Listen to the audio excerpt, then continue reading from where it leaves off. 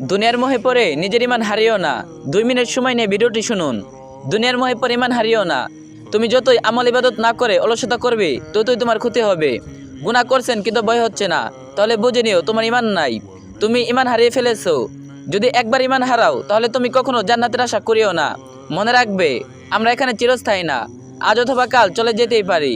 আমরা কয়দিন বাঁচবো কেউ জানে না, কিন্তু আখিরাত চিরস্থায়ী।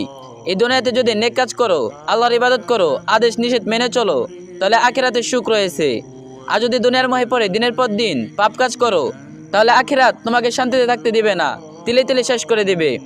পারবে সব সহ্য করতে? আসলে কি এতটা সহজ সব? মানুষ তো বেশ সুখে আছে, না আছে আখিরাত নিয়ে কোনো চিন্তা, না আছে কবরের আযাব নিয়ে চিন্তা, না আছে রবের আযাবের চিন্তা। আল্লাহ কি আমাদের এমনি এমনি সৃষ্টি করেছেন নাকি? আমরা কি দুনিয়াতে সুখে শান্তিতে জীবনযাপন করতে আসছি নাকি? না, আমাদের আল্লাহ ইবাদতের জন্য সৃষ্টি করেছে। আমরা এখানে তার ইবাদত করার জন্য আসছি, সুখে শান্তিতে বসবাস করার জন্য নয়। দুনিয়াতে সুখ খোঁজো, কিন্তু দুনিয়া তো পরীক্ষা। আসল তো সুখ জান্নাতে। দুনিয়াতে কোনো সুখ নেই, আছে শুধু কষ্ট আর কষ্ট। এই কষ্ট যদি সহ্য করতে পারো, তাহলে কাল জান্নাতে হাসবে, শান্তিতে বসবাস করবে চিরস্থায়ী। না থাকবে কোনো দুঃখ, না থাকবে কোনো হতাশা। সুখ কাকে বলে, কত প্রকার, কি কি সব জানতে পারবে চিরস্থায়ী জান্নাতে। তবে কেন এত সুখের জায়গাটা নিমিষে ধ্বংস করে দিচ্ছ?